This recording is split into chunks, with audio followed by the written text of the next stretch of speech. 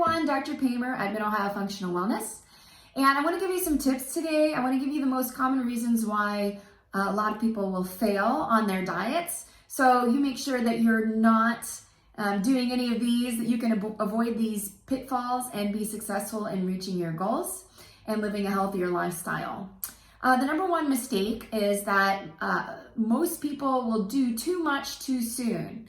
So if you have not been doing anything to look at your diet and then all of a sudden you do a 180, yes, you can do it for a day, a couple of days, but a lot of people will just get overwhelmed and say, you know what, forget it, I can't do this, and feel guilty for the next 3 weeks until they try to start one more time. So baby steps.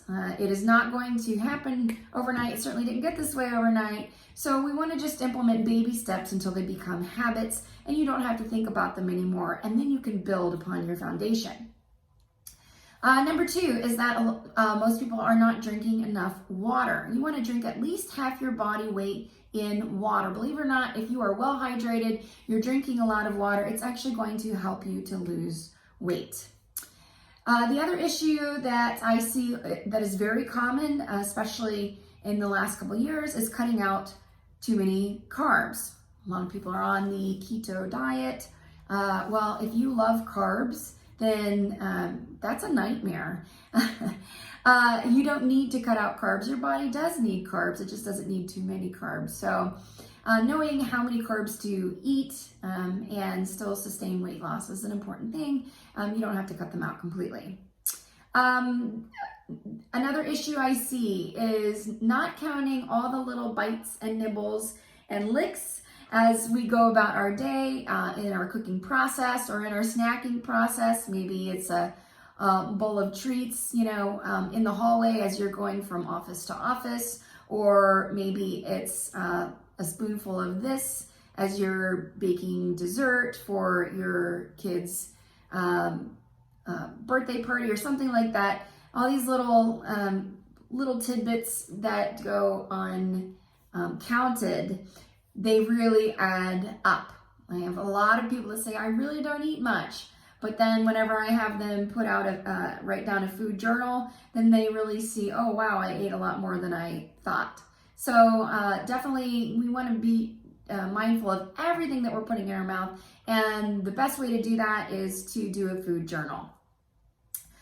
Choosing juice or dried fruits over fresh fruits and whole fruits is often a downfall as well. Juice is tasty. We think that we're doing ourselves one better by drinking juice as opposed to soda. However, juice is concentrated. There's a tremendous amount of sugar. There are some nutrients in it, but the amount of sugar overrides the benefit.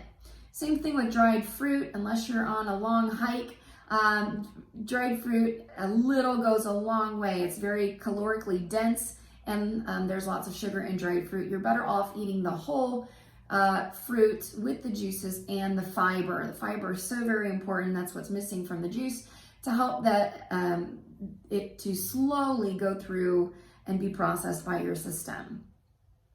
Also, copying a fad. A lot of people will just go with the diet that's popular right now instead of a personalized plan that's tailored for them. Every person is different. They have different metabolic rates. They have different personal needs. Their lifestyles are different. And so there's not a cookie cutter, one size fits all diet. And so really need to take your lifestyle and where you're at, are you on medications? How's your thyroid? Those types of things. We need to look at that to tailor a plan for you. So hope those help in your weight loss journey. You can always reach out to us at Mid-Ohio Functional Wellness. We're here to help you.